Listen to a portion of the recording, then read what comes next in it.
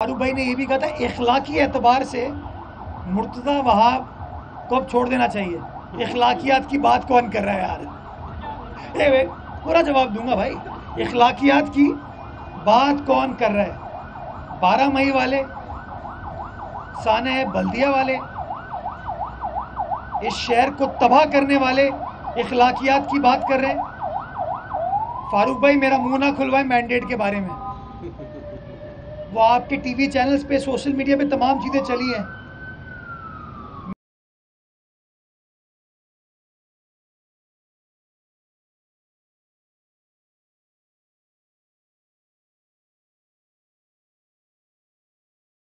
इसके ऊपर अभी झगड़ा चल रहा है, पता नहीं मिला है नहीं मिला है, बट चले मैं मान लेता हूं मिला है।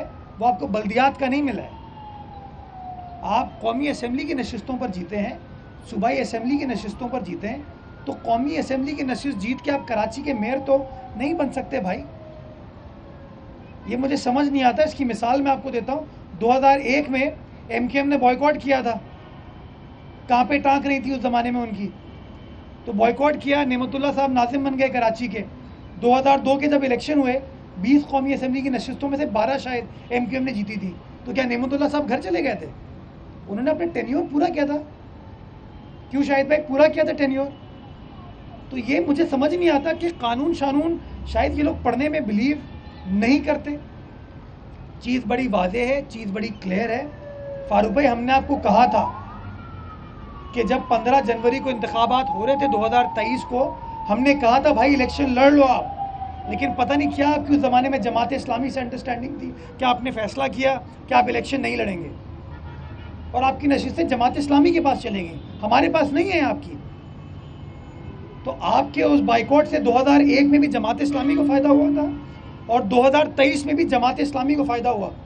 तो ये जो बयानबाजी है ना आपको, वो नईम उर रहमान साहब के साथ आप लोग कर ले। खींचातानी जो चल रही है, पीपल्स पार्टी थी, पीपल्स पार्टी है और इंशाल्लाह पीपल्स पार्टी रहेगी। जो वादा बिलावल साहब ने किया था इस शहर की खिदमत का, वो वादा इंशाल्लाह हम वफा करेंगे। और मैं इसी चीज़ को एम्फसाइज करना चाहता हूँ कि मैंने आज आपको फालतू में प्रेस कॉन्फ्रेंस के लिए नहीं बुलाया कि ये हो गया वो हो गया। मैं हमेशा प्रेस टॉक करता हूँ, मीडिया टॉक करता हूँ, डेवलपमेंट ओरिएंटेड करता हूँ, काम से रिलेटेड करता हूँ। और आज कराची की आवाम सिर्फ एक चीज़ चाहती है कि काम होना चाहिए, वादे वफा होने चाहिए, वादों की तकमील होनी चाहिए। और इंशाअल्लाह बिलावल भुट्टो जरदारी साहब का एक एक कारकुन वादों की तकमील करे।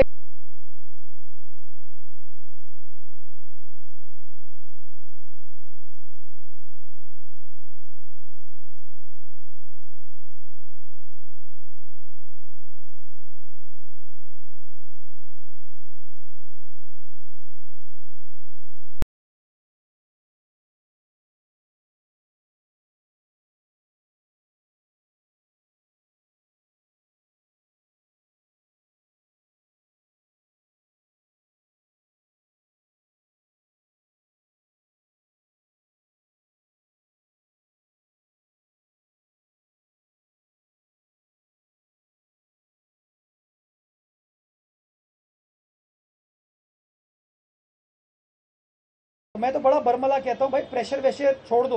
ये मुझे अभी कागज़ दे दीजिएगा, मैं बट ठीक ओ यार कर देते हैं। पता नहीं आपका ज़ाती क्या मसला है उससे। सिर्फ एक सुन ले मेरी बात, सवाल कर लिया आपने, जवाब सुन ले। एक गोश्त मुलाजिमीन नहीं है शायद, ये तो पता नहीं इन लोगों ने क्या किया कि शहर के साथ। वो जो साहब कह रहे हैं ना इखलाकी एतबार से, वो इखलाकियात का दर्ज देने वालों ने जो इस शहर के साथ किया ना, एक साल में 2006 में वाटर बोर्ड में 6,500 बंदे भर्ती किए थे। और वो पता क्या थे? कुक, बावर्ची, माली, पट्टे वाला, पियन, ड्राइवर। वो कौम जो कि कलम के लिए, तहजीब के लिए जाना जाती थी ना, उस कौम को उन्होंने इस काम पे लगा दिया, गुटके पे लगा दिया। तो इंशाल्लाह जितने भी ये लोग घरों में बैठ के लोगों की खिदमत कर रहे हैं ना, इंशाल्लाह सबके खिलाफ कार्रवाई की जाएगी। मेरे घर पे, सलमान के घर पे कोई केएमसी का मुलाजिम घर पे काम नहीं करता। हम प्राइवेट मुलाजिमीन हमारे पास है। और मैं इन लोगों को भी कहूँगा जो इखलाकियात का दर्ज देते हैं ना, जो लोग इनके यहाँ छुप के काम करें उनको वापस भेजें, इदारों का काम करें, इदारों की खिदमत करें। मैंने जब वार्डन्स को उस दिन केएमसी बुलाया था ना, मुझे लग रहा था पूरी फ़ौज खड़ी हुई है, इतने लोग थे। मैंने जब 5 डिपार्टमेंट के एहलकारों को बुलाया था ना, लग रहा था फ़ौज खड़ी हुई है। तो तो ये जिन जिन लोगों ने अपने अपने घरों पे इन लोगों को रखा हुआ है, उनको भी थोड़ा सोचना चाहिए कि आप पब्लिक के सामने तो कुछ और कहते हैं और प्रैक्टिकली ग्राउंड रियलिटी है कि आपने शहर की ऐसी की तैसी की हुई है। मेरे साहब ये बताइएगा कि इस तरह की खबरें आ रही हैं कि हुकूमत और शायद कुछ अरसे के लिए 2 साल के लिए नून लीग का वज़ीर आज़म और पीपल्स पार्टी का, क्या इस तरह की कोई बात हो रही है और ये क्या आईनी तौर पर मुमकिन है इस तरह? देखिए, अभी तो कोई फैसला इस हवाले से हुआ नहीं है। हमारी जो सेंट्रल एग्जीक्यूटिव कमेटी है उसका कल इजलास हुआ था, उसके अंदर बड़ी जामे और मुफस्सिल गुफ्तगू हुई है मेंबरान के मुताबिक, लेकिन गुफ्तगू मुकम्मल नहीं हो पाई थी। आज 3 बजे फिर इजलास बुलाया गया है, उसके बाद फैसला कर लिया जाएगा। बाकी 2 साल 3 साल वाला आईनी एतबार से कोई कदगन नहीं है। अगर आप याद करें, बलूचिस्तान में जब नून लीग की हुकूमत थी तो पहले 2.5 साल गालिबन मालिक साहब वज़ीर आला थे, फिर अगले 2.5 साल के लिए सनाउल्लाह ज़हरी साहब वज़ीर आला बन गए थे।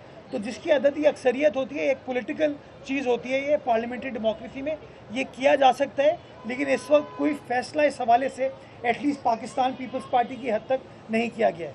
सर वैसे एक इलाकी तौर पर ये सियासत के हवाले से लोग जानना चाहते हैं, पहले इलेक्शन के फेम में दूसरे मुखालिफ रहे, कई बयान एक दूसरे के खिलाफ देते थे, अब आप असम्बलियों में साथ बैठने जा रहे हैं, उनके साथ बैठने बनाने जा रहे हैं, एमक्यूएम भी उसकी हुकूमत का हिस्सा होगी। अब तक आपकी पार्टी पॉलिसी नहीं आई एमक्यूएम के हवाले से कि उनके खिलाफ बयान नहीं देना या इस तरह की बात सामने? नहीं, इसमें पार्टी पॉलिसी बड़ी वाज़ेह है कि हमें हक़ और सच की बात करनी है। जहाँ एमकेएम के दोस्त अच्छी बात करेंगे हम भी उनके साथ खड़े होंगे, जहाँ एमकेएम के दोस्त गलत बात करेंगे, अपने माजी की जो तजुर्बात हैं उसको फॉलो करेंगे, हम उसको कंडेम करेंगे, उसको शर्मनाक कहेंगे। सियासत में कोई चीज़ हरफ आखिर नहीं होती, इसको हमें याद रखना चाहिए। हमने हमेशा तरजीह इस बात को दी है कि जो आवाम के मसाइल हल करना है ना, वो करें। आपके मुझसे 10 इख्तलाफात हो सकते हैं, आपके किसी और सियासी लीडर से इख्तलाफ हो सकते हैं, लेकिन जब आपको हमारा बीपर चाहिए होता है, इंटरव्यू करना होता है, तो आप हमसे भी मिलते हैं ना। तो सिमिलरली जब आपको उमूर मुमलिकत चलानी होती है तो उसके अंदर आपको सबको साथ लेकर चलना होता है। कोई 1.5 ईंट की आप अपनी जगह नहीं बना सकते। तो जब आपको डेमोक्रेसी में सबको साथ लेकर चलना होता है, आप सबको साथ लेकर चलें, बट इसका मतलब कतई तौर पर यह नहीं होता कि किसी गलत काम को आप इंडोर्स कर रहे हैं। गलत काम के साथ ना हम कल थे, ना आज हैं, ना इंशाल्लाह कल होंगे। ये बताइएगा, ये करके मैं इधर आ जाऊँ ताकि टेंशन ना ले यार, टेंशन के दिन गए। अल्हम्दुलिल्लाह।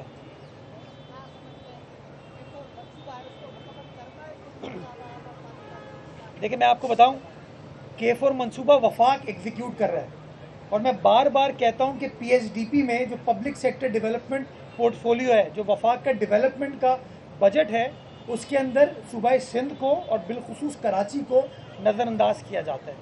और K4 उसकी बेहतरीन मिसाल है।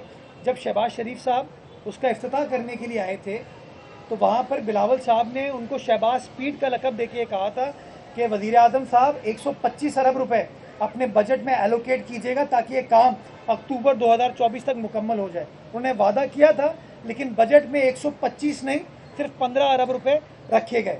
और ये हमारे खदशात हैं, ये हमारी रिजर्वेशन है कि जब वफाक में हमारा वज़ीर ख़जाना नहीं होता, हमारा वज़ीर आज़म नहीं होता, हमारा वफाकी वज़ीर प्लानिंग डेवलपमेंट नहीं होता, तो इस तरह की मसाइल का हमें सामना करना पड़ता है।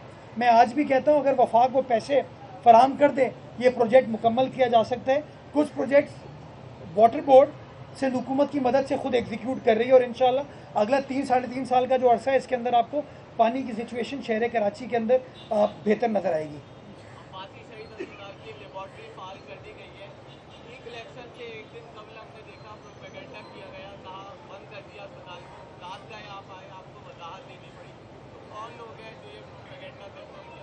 वही लोग जो अखलाकियात की बात करते हैं, जिन्होंने शहर की ईंट से ईंट बजा दी, वही लोग जिन्होंने चाइना कटिंग की, जिन लोगों ने शहर की सड़कों को कमर्शलाइज किया, जिन लोगों ने सेवरेज ट्रीटमेंट के प्लॉटों को प्लॉटिंग कर दी, वो सब लोग जिम्मेदार हैं इन तमाम चीज़ों के। देखें, एक माफिया है जो नहीं चाहती सरकारी अस्पताल चलें। NICVD अगर चलता है तो नुकसान किन लोगों का होता है आपको पता होना चाहिए। अगर JPMC चलता है तो पता होना चाहिए नुकसान किन लोगों का होता है। अगर डाओ चलता है, सिविल हॉस्पिटल चलता है, तो आपको पता होना चाहिए नुकसान किसका होता है। इसी तरीके से अब्बासी शहीद अस्पताल जो डिस्ट्रिक्ट सेंट्रल का सबसे बड़ा अस्पताल है, किसी ना किसी का तो इंटरेस्ट है ना कि वो अस्पताल ना चले। कौन लोग थे जो कि पिछले 40 साल बरसर इख्तिदार रहे कराची के अंदर, जिन्होंने इतनी भर्तियां की कि चीज़ें नहीं चल पाती। अब्बासी शहीद हमारे लिए टेस्ट केस है। इंशाअल्लाह ये मेरी कमिटमेंट है कि आपको इन 3.5 सालों में कराची मेट्रोपॉलिटन यूनिवर्सिटी यानी कि KMDC यूनिवर्सिटी की शक्ल में काम करते हुए नजर आएगी। ये मेरी कमिटमेंट है आपको कि अब्बासी शहीद अस्पताल फाल तरीके से काम करता हुआ नजर आएगा।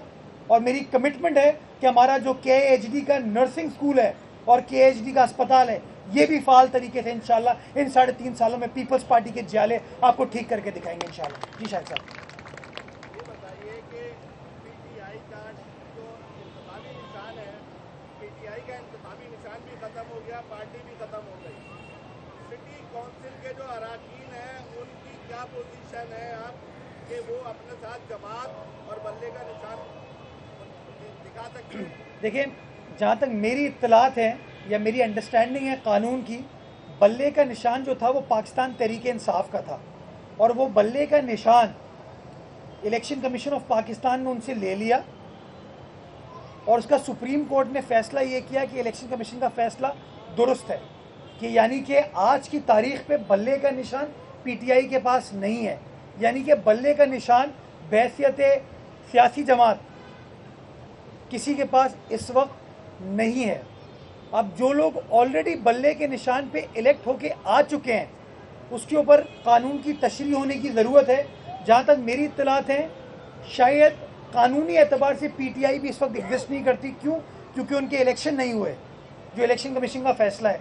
तो जब PTI एग्जिस्ट नहीं करती, उनका सिंबल एग्जिस्ट नहीं करता, तो मेरी दानिश में एक सवालिया निशान है कि जो लोग ऑलरेडी उनके सेनेट में इलेक्ट हो चुके हैं या जो लोग उनके सिटी काउंसिल में या हैदराबाद की काउंसिल में इलेक्टेड हैं या मुख्तलिफ टाउन्स में इलेक्टेड हैं, उनकी सियासी वाबस्तगी के ऊपर एक सवालिया निशान या क्वेश्चन मार्क ज़रूर है और मैं समझता हूँ आने वाले वक्तों में इसकी तशरीह करनी पड़ेगी। अच्छा मुर्तज़ा भाई, ये बताइएगा आने वाले सिंध के वज़ीर आला कौन होंगे? उम्मीदवार तो बहुत सारे हैं, कौन से उम्मीदवार हैं जिनको इस वक्त? यार मैं उम्मीदवार नहीं हूँ, बाकी पार्टी फैसला कर लेगी कि वज़ीर आला किसको बनना है। इंशाल्लाह एक ज़बरदस्त दबंग जियाला होगा जो कि सूबे की खिदमत करेगा और बिलावल साहब का, जरदारी साहब का जो मंशूर है ना कि बिला तफरी खिदमत करनी है, इस सूबे को आगे लेकर चलना है, इंशाल्लाह उसके अंदर वो कार फरमा होगा। मेंबरशिप आप किसको देने जा रही है? अगेन मैं उसका उम्मीदवार नहीं हूँ यार।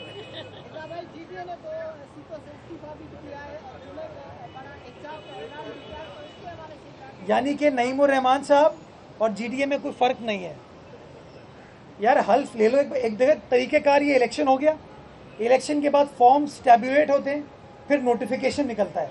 जब नोटिफाई आप हो जाते हैं उसके बाद भी आपको कहते हैं MNA या MPA इलेक्ट। जब आप हल्फ लेते हैं ना तब आप MPA बन जाते हैं या MNA बन जाते हैं। हल्फ लेने के बाद आपके पास ये मुकम्मल इख्तियार है कि आप अपनी दानिश में इस्तीफ़ा दे सकते हैं। तो अगर हल्फ लेने के बाद कोई भी शख्स इस्तीफ़ा देना चाहते हैं वो इस्तीफ़ा दे दे। बाई इलेक्शन होगा और बाई इलेक्शन के बाद जिसको आवाम इलेक्ट करेगी वो वापस आ जाएगा। बहुत शुक्रिया। चलो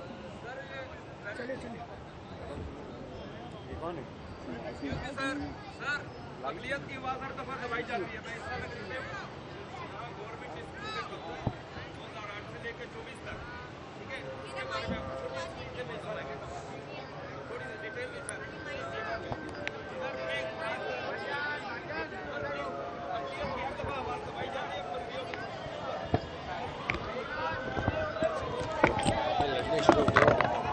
इसका सवाल नहीं सुना। नहीं किया, हमने सिर्फ वादा नहीं किया, हमने उस वादे को, उस ऐलान को आज वफा किया जब ये काम अब स्टार्ट होने जा रहा है। इस काम को पहले स्टार्ट हो जाना था लेकिन चूंकि इलेक्शन कमीशन का बैन था, पाबंदी थी, तो इस वजह से इस काम को हम स्टार्ट नहीं कर पाए थे। लेकिन अब चूंकि इलेक्शन कंप्लीट हो चुका है, नताइज आ चुके हैं, तो इसलिए आज मैं खुद यहाँ पर हाजिर हुआ हूँ ताकि बाज़ाब्ता तौर पर ये काम स्टार्ट कर दिया जाए। तकरीबन 52 एकड़ पर मुहित ये कच्ची आबादी है, गरीब लोग बसते हैं, मुख्तलिफ कौमियत के लोग बसते हैं, मुख्तलिफ मज़ाहिब के लोग बसते हैं। यहाँ पर मसाजिद भी हैं, यहाँ पे चर्च भी हैं, अल्लाह के बंदे, परवरदिगार के बंदे यहाँ बसते हैं। और हमने फैसला किया कि इस 52 एकड़ को एक मॉडल कच्ची आबादी में ट्रांसफॉर्म किया जाए, कन्वर्ट किया जाए। इस प्रोजेक्ट को कंसीव किया गया और इंशाल्लाह तकरीबन कोई 634 मिलियन रुपए इस प्रोजेक्ट के ऊपर खर्च किए जा रहे हैं, जिसके ज़रिए ना सिर्फ इसकी गली मोहल्ले की ड्रेनेज को, इसकी गली मोहल्ले के सेवरेज के निज़ाम को रिहेबिलिटेट किया जाएगा, उसके साथ साथ यहाँ की पानी की सप्लाई को बेहतर बनाने के लिए पानी की लाइनों को भी बेहतर किया जाएगा। 1.5 लाख गैलन पर मुहित अंडरग्राउंड वाटर टैंक और 60,000 गैलन पर मुहित ओवरग्राउंड वाटर टैंक भी बनाया जाएगा, ताकि यहाँ की आवाम को पानी की सहूलियात को भी बेहतर बनाया जा सके। ये बात बताने का आपको मकसद ये है कि ये फ़र्क है हम में और दूसरों में, ये फ़र्क है पाकिस्तान पीपल्स पार्टी में और दूसरी सियासी जमातों में, ये फ़र्क है बिलावल भुट्टो जरदारी साहब की सोच में और बाकी सियासी रहनुमाओं की सोच में। और सोच ये है कि आवाम के दरमियान रहकर, आवाम के मसाइल को समझकर आवाम के मसाइल को हल करना है। ये बात नहीं करनी कि हमें इख्तियारात अपनी ज़ात के लिए चाहिए, हमें ये बात नहीं करनी कि हमें मरात झंडे अपने लिए चाहिए। हमें एक बात ये करनी है किस तरीके से अपनी आवाम की खिदमत कर सकते हैं, कैसे अपनी आवाम के मसाइल को हल कर सकते हैं। और आज यहाँ पर हमारी मौजूदगी इस बात का सबूत है कि मसाइल को कैसे हल किया जा सकता है। इंशाल्लाह 12 महीने का ये प्रोजेक्ट है।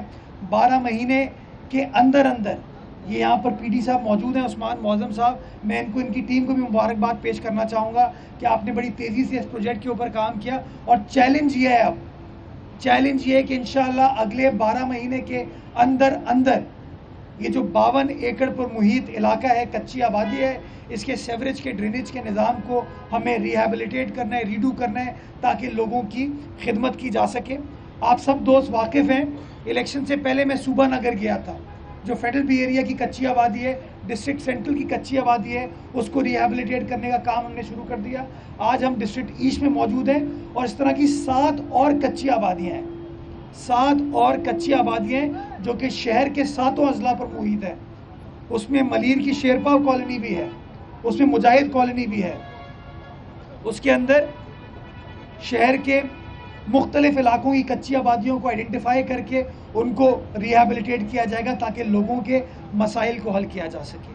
और मैं बताना चाहता हूँ इंशाअल्लाह कि ये जो चैलेंज है कराची शहर की खिदमत का, ये चैलेंज इसी तरीके से जारी व सारी रहेगा, चाहे वो डिप्टी मेयर की शक्ल में हो, चाहे वो मेयर की शक्ल में हो, चाहे वो हमारी यूसी के चेयरमैन चेयरपर्सन की शक्ल में हो, हमारे काउंसलर्स की शक्ल में हो, या हमारे तंजीम के जो कारकुनान मौजूद हैं, परवेज़ भाई यहाँ मुझे बैठे हुए नज़र आ रहे हैं, इनकी शक्ल में हो। हम तमाम लोग इंशाअल्लाह जो वादा कराची वालों से किया है उन वादों को वफा करेंगे, उन पे डिलीवर करेंगे। और इंशाअल्लाह आइंदा अगला जो 3.25 साढ़े 3 साल का अरसा है, इसके अंदर आपको कराची शहर के अंदर वाज़े बेहतरी नज़र आएगी। मैंने हमेशा ये कहा था कि बिलावल साहब कहते हैं कि जब वफाक, सूबा और मकामी हुकूमत मिलकर काम करेगी तो शहर के अंदर, कराची जैसे कॉस्मोपॉलिटन शहर के अंदर बेहतरी से निज़ाम चल पाएगा।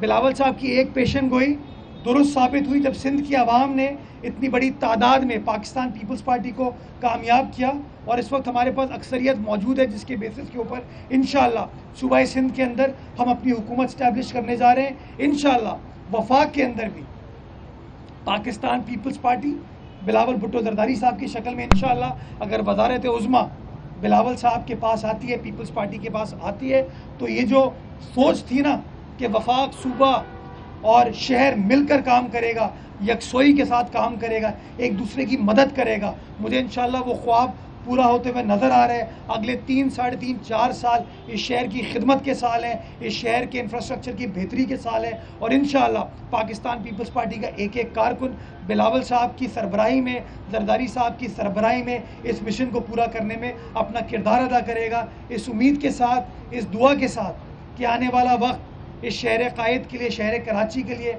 अल्लाह ताला बेहतर बनाए, हमारे प्यारे सूबा सिंध के लिए, प्यारे पाकिस्तान के लिए बेहतर बनाए।